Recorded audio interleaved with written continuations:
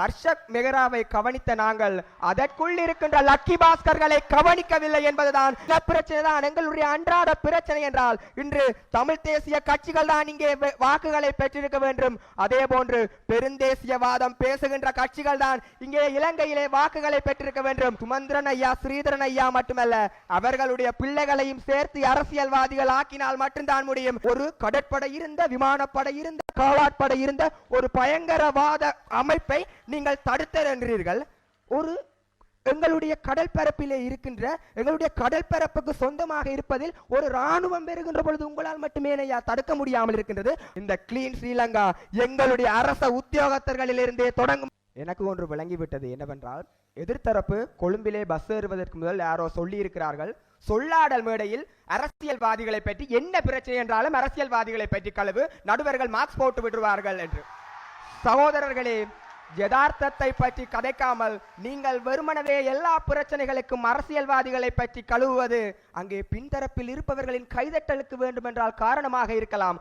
ஆனால் இந்த யதார்த்தத்திற்கு அது அடிப்படையாக இருக்குமா என்று கேட்டால் அதைத்தான் இந்த தலைப்பு ஆராய்கின்றது என்பதை இந்த அவை ஒரு கணம் விளங்கிக் கொள்ள வேண்டும். ஒரே ஒரு விடயம் தான் என்னவென்றால் நாங்கள் ஹர்ஷக் மெஹராவை கவனித்த நாங்கள் அதற்குள் இருக்கின்ற லக்கி பாஸ்கர்களை கவனிக்கவில்லை என்பதுதான் எங்களுடைய வாதமாக இருக்கின்றது. அரசியல்வாதிகள் என்ற போர்வைக்குள்ளே சிக்கிக்கொண்டு அரச அதிகாரிகள் செய்கின்ற அட்டூழியங்களை நாங்கள் இங்கே கதைக்க வந்தால் நாங்கள் எங்கள் தரப்பு மக்களுக்கே எதிரிகளாம் என்று இந்த எதிர்த்தரப்புகள் இங்கே அவையிலே முன்வைக்கின்றார்கள். அந்த வகையிலே எங்களுடைய தரப்பின் வாதங்களிலே நாங்கள் வரையறுக்கின்ற பொழுது அன்றாட இடர்கள் என்றால் என்ன என்பவற்றை நாங்கள் வரையறுத்திருந்தோம். ஆனால் எதிர்த்தரப்பு அன்றாட இடர்களிலே இனப்பிரச்சனை தொடர்பாக வரையறுக்காமல் இரண்டாவது மூன்றாவது விவாதிகள் இனப்பிரச்சனையை பற்றி மட்டுமே கதைத்து இந்த வாதத்தை முன்னெடுத்திருந்தார்கள். நாங்கள் அன்றாட இடர்கள் என்று எதனை வரையறுத்தோம் என்றால் இன்று இந்த அரசியல் களத்திலே ஏற்பட்ட மாற்றம் இந்த மக்களினுடைய குமலர்களும் மக்களினுடைய எழுச்சிகளையும் எதையோ ஒன்று சொல்ல வருகின்றது. நீங்கள் கூறியது போல இனப்பிரச்சனை தான் எங்களுடைய அன்றாட பிரச்சனை என்றால் இன்று தமிழ் தேசிய கட்சிகள் தான் இங்கே வாக்குகளை பெற்றிருக்க வேண்டும். அதே போன்று பெருந்தேசியவாதம் பேசுகின்ற கட்சிகள் தான் இங்கே இலங்கையிலே வாக்குகளை பெற்றிருக்க வேண்டும். அதனையும் தாண்டிய ஏதோ ஒரு பிரச்சனை இந்த சபைக்கும் இந்த மக்களுக்கும் இந்த சமூகத்துக்கும் இருக்கின்றது. அதுதான் அந்த அன்றாட பிரச்சனைகள்.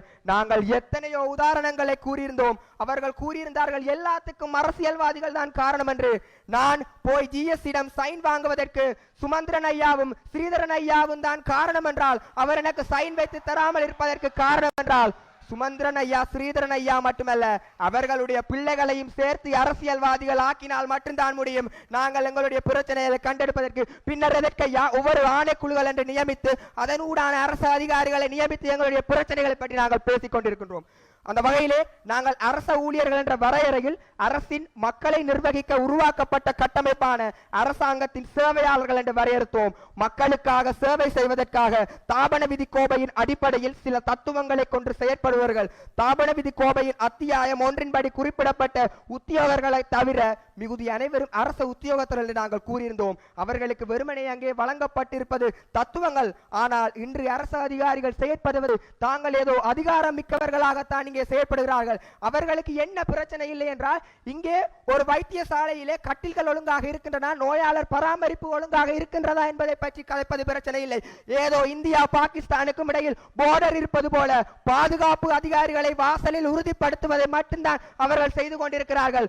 ஒரு அவசரத்திற்கு வருகின்றவனுக்கு அந்த விளக்கத்தை ஏதும் கொடுக்காமல் அவர்களை அங்கே புறந்தள்ளுகின்ற செயற்பாட்டைத்தான் அவர்கள் இங்கே செய்து கொண்டிருக்கிறார்கள். அவையோர்களே இந்த கருத்தை நீங்களும் ஒப்புக்கொள்வீர்கள் என நினைக்கின்றேன். இன்று அரச திணைக்களங்களிலும் அரசாங்க ஊழியர்கள் கடமை ஆற்றுகின்ற கடமையகங்களிலும் ஒழுங்காக இயங்குவது என்றால் மின்விசிறிகளும் குளிரூட்டிகளும் தான். அங்கே ஒருவன் சைன் வாங்க போகணும் என்றால் எத்தனை தரம் அவன் காத்திருக்க வேண்டிய நிலைமைக்கு நாங்கள் தள்ளப்பட்டிருக்கின்றோம். அதைத்தான் எங்களுடைய வாதத்தின் 5 வியூகங்களாக நாங்கள் முன்வைத்திருந்தோம்.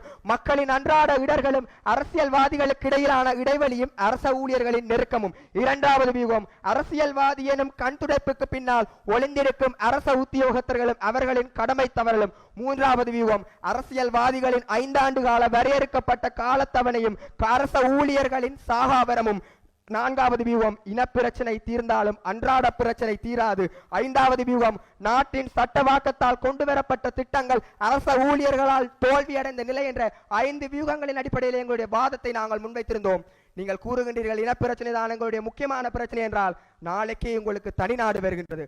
நாளைக்கே உங்களுக்கு தனிநாடு வருகின்றது என்றால் நான் போய் ஒரு மணி நேரத்திலே ஜிஎஸ்டியினுடைய சைனை பெற்றுவிட்டு வர முடியுமா? இல்லை என்றால் அரச ஆவணங்களையும் அரச கடமை திட்டங்களையும் நாங்கள் எடுத்துக்கொண்டு வர முடியுமா என்பதை இந்த அவையிலே நாங்கள் கேள்விகளாக முன்வைத்திருக்கிறோம். சகோதரர்களே, அரசியல்வாதிகள் வெறுமனவே அவர்களை ஒன்றிணைக்கின்ற ஒரு தரப்பு. இன்று இங்கே காணி ஒன்று வர வேண்டும் என்றால் அதற்கு அத்தனை அரச அதிகாரிகளினுடைய கையொப்பம் இல்லாமல் அந்த காணிகள் இங்கே வர முடியாது. நீங்கள் ஊழல்களை பற்றி பேசியிருந்தீர்கள், அரசியல்வாதிகளோட ஊழலை என்று. ஒரு திரைசேரியில் இருந்து வருகின்ற பணம் அந்த அமைச்சினுடைய செயலாளரையும் அதற்கு கீழ் இருக்கின்ற அதிகாரிகளையும் தாண்டி எவ்வாறு ஒரு அரசியல்வாதியால் கொள்ளையடிக்க முடிகின்றது? நீங்கள் உங்களுடைய வயிற்று பைகளை நிரப்பிக் கொள்வதற்காக அதே அரசியல்வாதிகளுடன் துணை நிற்கின்ற செயற்பாட்டை எதிர்த்தரப்பு விளங்கிக் கொள்ளவில்லை. அதனையும் தாண்டி அரசியல்வாதிகளை தாண்டி அரச உத்தியோகத்தர்கள் மிகவும் சக்தி வாய்ந்ததாக இருப்பதற்கு காரணம் அவன் படித்தவன் ஐயா. அவனுக்கு தான் அந்த தாபன விதி கோவைகளிலும் சரி அந்த கட்டமைப்பிலும் சரி என்னென்ன ஓட்டைகள் இருக்கின்றது, எதனூடாக சென்றால் தப்பிக்கலாம் என்று அரசியல்வாதிகள் பாவம் அது தெரியாதவர்கள் இவர்கள் தான் அதற்கு போதிப்பதற்கு காரணமாக இருக்கிறார்கள் ஐயா. இறுதியாக ஒரு விடயத்தை கூறி நான் முன்வைக்கின்றேன். அவர்கள் எங்களுடைய வடக்கு கிழக்கிலே எங்களுடைய மீனவ பிரச்சனை தொடர்பாக பேசியிருந்தார்கள், இராணுவத்திடம் மாட்டுப்படுகின்றார்கள் என்று. நீங்கள் தானேயா ஒரு பயங்கரவாத குழுவையே அழித்ததென்று உங்களுடைய யுத்த வெற்றிவாதத்திலே கூறிக்கொண்டிருந்தீர்கள். ஒரு கடற்படை இருந்த, விமானப்படை இருந்த, காலாட்படை இருந்த ஒரு பயங்கரவாத அமைப்பை நீங்கள் தடுத்தென்றீர்கள். ஒரு எங்களுடைய கடல் பரப்பிலே இருக்கின்ற எங்களுடைய கடல் பரப்புக்கு சொந்தமாக இருப்பதில் ஒரு இராணுவம் பெறுகின்ற பொழுது உங்களால் மட்டுமே தடுக்க முடியாமல் இருக்கின்றது. அந்த பாதுகாப்பு செயலாளருக்கு அங்கே முடிவெடுக்க போகாமல் இருக்கின்றது. சகோதரர்களே, நீங்கள் காலம் காலமாக இந்த மேடைகளை கழுவியூத்தி பாவம் அந்த ஆட்டோக்கார தம்பிகள் போல எங்களுடைய அரசியல்வாதிகளை கழுவி கொண்டிருக்கிறீர்கள். ஆனால் அதனையும் தாண்டி உள்ளே அடிப்படையில் மாற வேண்டிய நாங்கள், நீங்கள் மட்டுமல்ல, எங்கள் தரப்பிலும் எங்கள் வீடுகளிலும் இருக்கிற அரச ஊழியர்கள் ஒவ்வொருவர்களும் எதற்கும் ஆமா போடாமல் அந்த வேலைகளை மக்களின் நினைவு கொண்டு செய்வார்களாக இருக்கின்றால் இந்த கிளீன் ஸ்ரீலங்கா எங்களுடைய அரச உத்தியோகத்தர்களில் இருந்தே தொடங்கும் என்று கூறி விடைபெறுகிறேன். நன்றிகளாயிரம்.